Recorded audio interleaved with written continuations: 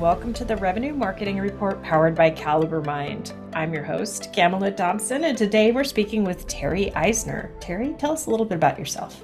Hi, everybody. I am the CEO and owner of Jaffe PR, and we are a full service PR agency that services the legal community, lawyers and law firms. And we've been doing that for a little over 40 years now. We're a virtual based agency, and we were um, pretty much one of the first agencies to be virtual. So when something like COVID came along and everybody was baking bread and doing TikToks and watching Netflix, we were still working every day. So we were teaching Yes. others how to work remotely. So it's a great agency, and I think it does a great deal for the legal community and bringing them up to speed with the needs of the marketing community, especially because they work so much with everybody else in the world. Yes. Yeah. Yeah. Marketers have a very broad job description these days. Uh, Um, so when we first met to discuss topics, it was really hard not to gravitate towards what's happening in the news a lot today. And I think every day we're seeing one or two more companies announce layoffs, and uh, that's that's really rough. But also, we're looking at a lot of companies that aren't achieving what they thought they would, and they're falling short of goals. So, what do you, and I loved your spin on this, is why I'm bringing it up. There's this oh God moment, and then you really had a positive spin on the response portion. So I would love to hear more about that. yeah, you kind of have to adapt to change, and that's exactly where we are. And here's the problem: everybody's afraid to adapt to change. So the business world has this legacy approach from the 80s and 90s, where the boardroom really is where all decisions are made. And in that boardroom, it's revenue and profit, usually at the equity level, or the chairman or profit level of the board. And then along came this pandemic, and everybody had this oh God moment. And we go through, whether it is a recession or lockdowns or having to trim our staffs, or whatever those things are that we have to adapt to. It was so much harder for everybody to adapt to them because we were so stuck in the mindset of this 80s and 90s business set, and generationally. But guess what? If you really sat back and look at this and look at it from a glass half full, and you take the moment of, oh God, and then you start to adapt, you see that this was probably the best Band-Aid we could have ripped off, because it opened our minds to so much. And not only did the idea of the pandemic wake up others because of the lockdown, again, how do I reduce costs? How does this affect my client?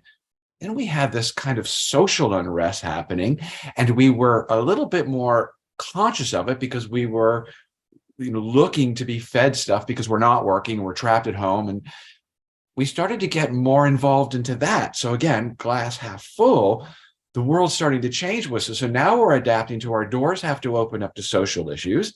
Our doors have to open up to the idea of how are we more efficient. Our doors have to open up to walking the walk and talking the talk of our clients. So I just find so many positives that came out of that oh God moment. And I think that's what we have to shift the discussion on, because I think the political landscape and the financial landscapes and all these things are continuing to look bleak. That's what the news does. That's what we go through. But if we've adapted to some of these changes, we've righted the culture in some way, and we're recognizing that people over profits are exactly where we need to be, you can start weathering some of these issues, I think. So before we touch on how the environment has changed from what you and I have seen in the 80s, 90s, early 2000s, let's talk a little bit about embracing the change and what that looks like in an organization that's hit a rough patch. There, I mean, the glass half full view to me on that, and I've always said this, is a hard quarter, maybe not a lot of hard quarters, but at least one hard quarter makes people uncomfortable enough to reevaluate and consider change. Yes. So I think one of the most toxic things I hear is, but we've always done it that way. What are some other ways that marketers can start looking at this as a positive opportunity for growth? So it's funny because the marketer has a seat at the table right now. And the reason why we have a seat at the table is the way in which we attract and retain. Mm-hmm. And I think that's important because that's that empathy. And empathy was a softer, weaker type of, humanity-based, maybe business tactic. But it was soft, and in most cases, no boardrooms were welcoming that. And then also the business culture got a seat at the table. And that again came out of the idea of revisiting who we are based on how the pandemic alone shifted our thinking to kindness and people reaching out for one another, and it being more of a people-centric world and less of a business-centric world. So when you see the opportunities to write those things and fix those things, and you have those discussions, you now put the value and weight on other things.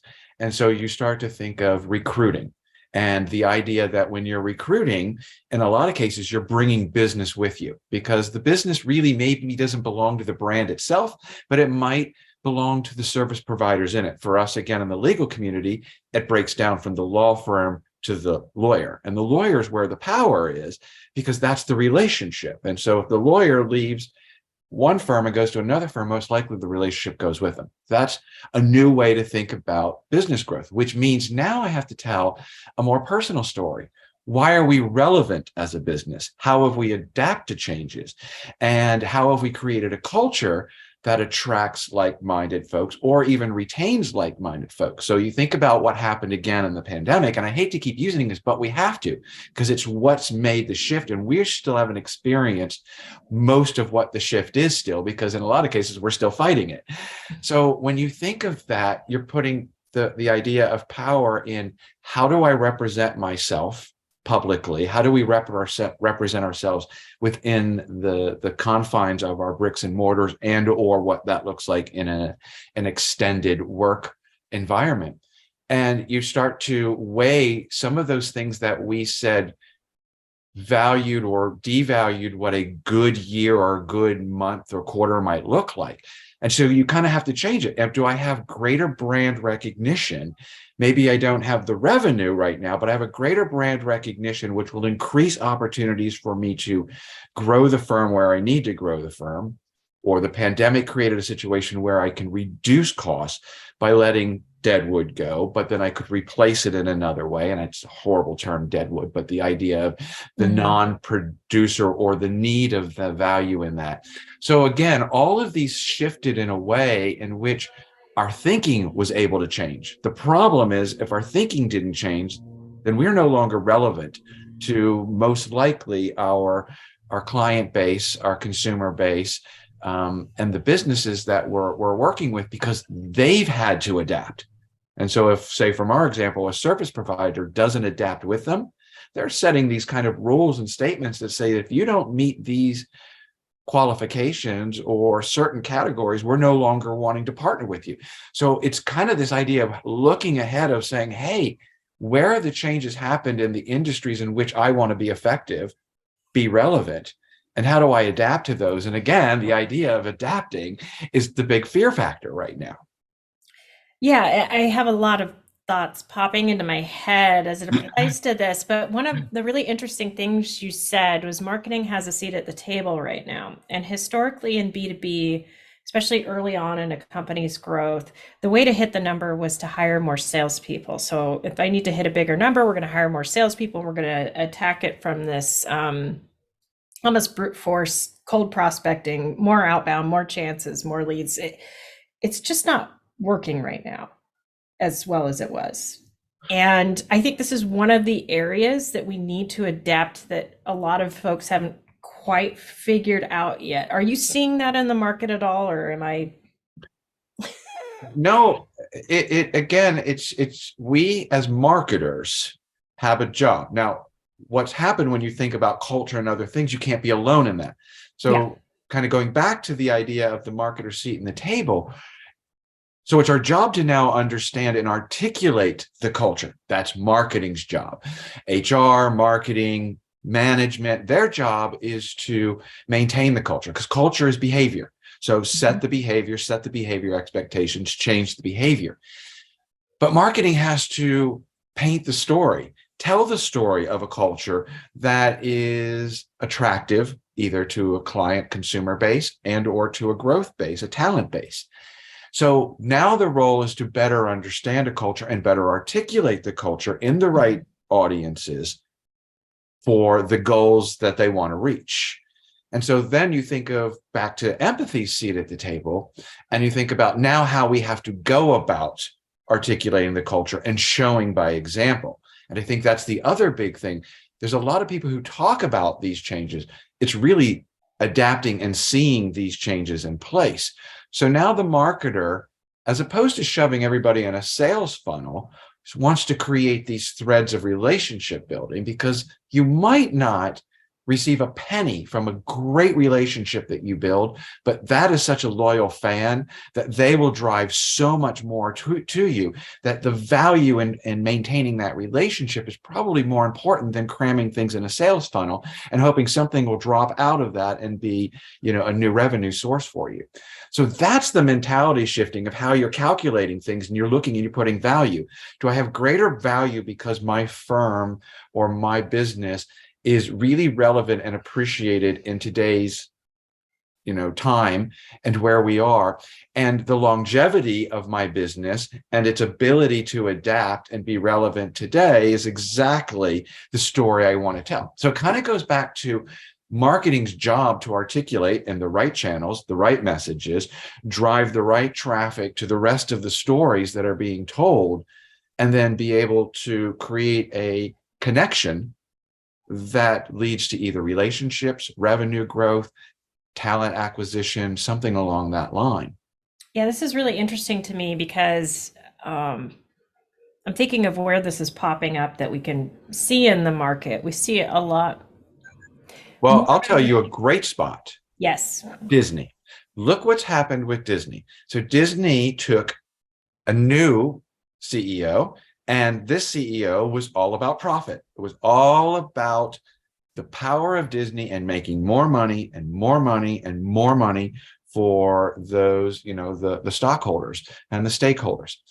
That's not Disney's culture. That is not Disney's mentality at all. And it wrecked everything, and it took away and it took away and it took away and it took away the magic.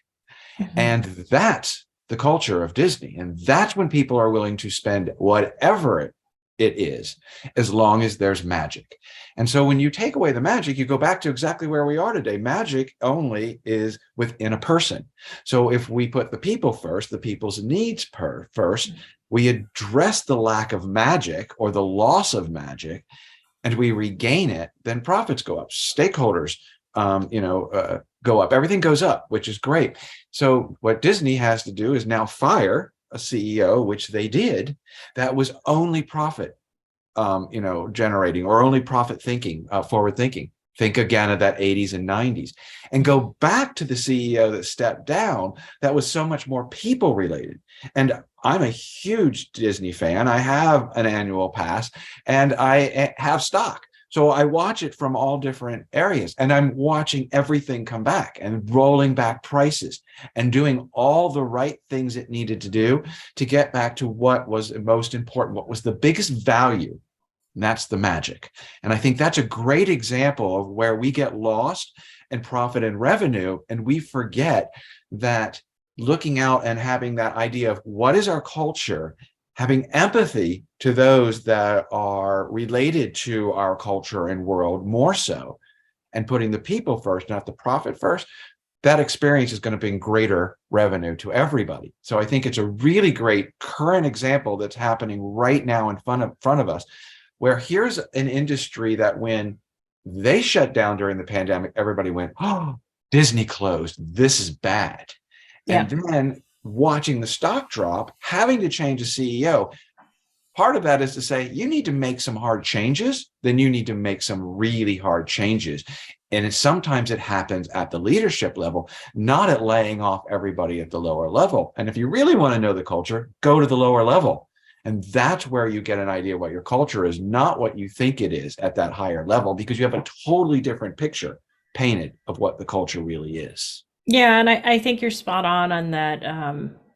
We've only seen the beginning of this. So I think back to the pandemic, a lot of us, when we go through a major event in our lives, like a pandemic, we reassess our values and whether or not what we're doing aligns with those. And that includes work. So we saw this big reshuffle happen. A lot of people quit. I would challenge the companies who experienced turnover during that period to really start assessing now or responding now. Are there other signs you would look for? I think that's a pretty good indicator, is that when the market was good, but people were reassessing their values, did we have a lot of change? So, so it's funny because we're talking about it from a business perspective, but now to go to the Yeah. talent perspective, the people, Yeah. and how many times that they've gone and said, okay, the business that I work for wasn't there for me, wasn't there for Mhm. anybody. And I'm seeing that, and I'm putting in all this effort all the Yep. time. Guess what? This culture wasn't right for me. Mhm. And, that's a lot of what I try to empower people is say, you might be able to do amazing things, but you're at a culture that doesn't care, nor are they open to the idea of that change. You are just spinning. You are putting yourselves in so many places that are so stressful to your body and your mind and your growth and what you can contribute. And it affects us in so many ways. Toxic cultures and the idea of disrespect and lack of growth and not being listened to and all of those things, which again, wake up, because the generations that are taking over, they demand these kind of things for sure. Mhm. And so that idea of communication and understanding and sharing and learning and building together is critical. So I think it's quite interesting that if we equate it to the real estate market, where there's a buyer's market and a seller's market, we're kind of in a talent market at the moment right now. And quickly shift this to another thing that came out of the big changes is the use of technology. Many companies that were not fully invested in technology had to be, and they had to learn other ways in which they could operate or cast a bigger net for talent. When you talk about DE&I and other things that are important in businesses or important to your client wanting to make sure that you're maintaining within your business, and you say, based on where I am regionally, I have these problems, I'm going to call BS on you now, because you have a greater opportunity to cast a bigger net, to attract talent and bring in talent.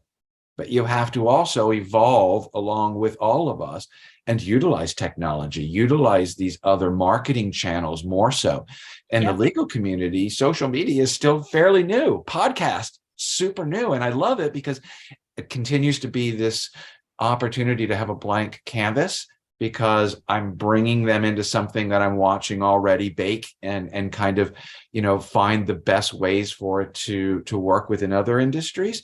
So it's kind of a great opportunity for us, or, for me, it allows me to be ahead of the industry because I can think of it from the client perspective who's already utilizing some of these tools. So again, glass half full, you can be so much more efficient now. And if you look at what, again, the pandemic offered us, was the use of technology, more Mhm. of these discussions happening in a digital format, a greater reach due to webinars and Zooms and other things. And yeah, we all are having fatigue and related to them, but soon they're going to, I think, pan out to into a way, settle down into a way in which we now see them as a potential way in which we can reach greater audiences, especially in that, say, of the expos and conventions, where they can have a two-tier opportunity in capture what they need to in person, but expand that thought leadership outward to even greater audiences through opportunities, even like we're doing today. So again, glass half full, there's so many other opportunities for business to be more efficient. But when you talk about those layoffs and you talk about the talent having power, I'm seeing marketing departments leave. Okay, not a marketing director, not a support person on the website or ad buyer or something along that line. I'm talking an entire team leaving. Yep. Yep. Now that says a lot to really appreciating the workers, right, of the business, everything below management. And I think that is a really important thing to look at right now, that you're not losing one, but you might be losing an entire team. And then how do you change and rebuild from that? And I think that opens another set of opportunities and possibilities. This is just so interesting because I still see a lot of people, like you said, a lot of us are still fighting it. I still see a lot of people, when somebody within the company expresses an issue, having that reflex to, oh, we just need to get them in a room together and they'll work it out, as opposed to analyzing whether or not there's actually an issue and how best to solve it. Yes. Oh yeah. So, and where is that introspect issue, people. right? That issue might not be very surface. That issue might be compiled by so many different elements. And that's okay. Well-being. All of a sudden, well-being has a place and so these are not taboo subjects anymore. These are things that we get to talk about, ask about, assess, and determine if this is the right culture for me, or can I succeed in this culture? This is a lot, and I love it.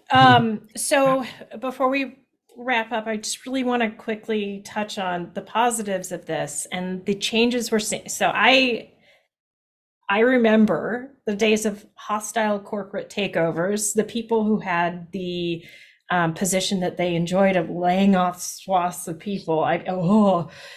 What are some of the positive changes we're seeing that indicate that the shift is beginning to happen or is progressing beyond where it was in the 90s? So again, I go back to kind of what I was just saying, and that is that if you're a business owner and you look at these things through a glass half full lens, you see, okay, I might have had to reduce the amount of bodies that I have, but I still am a really important resource, a viable resource, and a highly respected resource to my audience and clients. So how do I operate now in a different way, at a different cost factor? How do I replace the bodies, the talents, the minds that I lost, and not fall back into the same knee-jerk reaction of I need to replace them physically in-house with a body? So one, how can I cast a bigger net, utilize an at-home work environment along with my bricks and mortar environment? Important one for you to assess and analyze.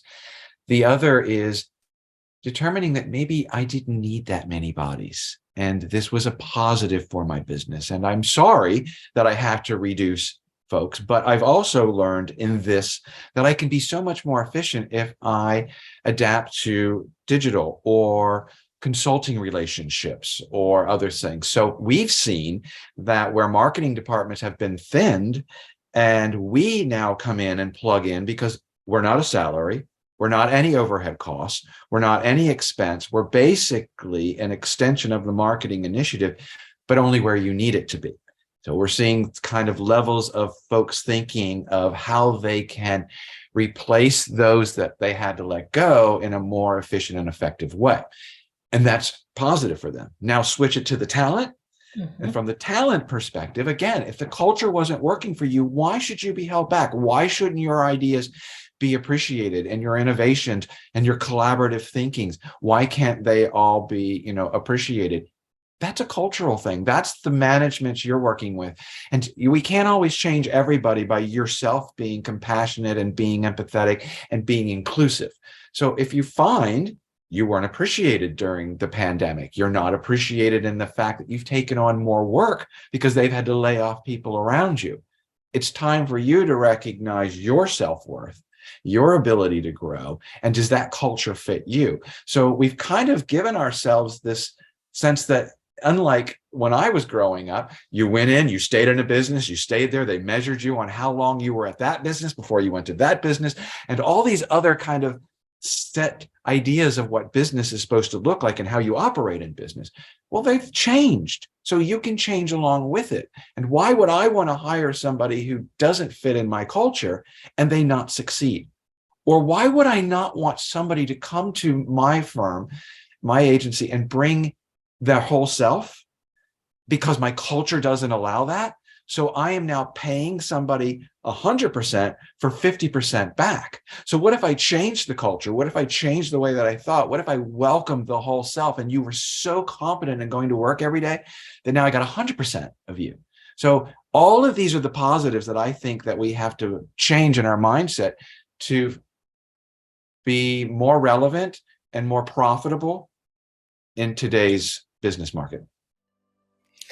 Terry, thank you so much for being here, sharing your thoughts. I think there's just so much to this topic. I'm going to have to re-listen again to get it all. I love it. So where can people find you online to network?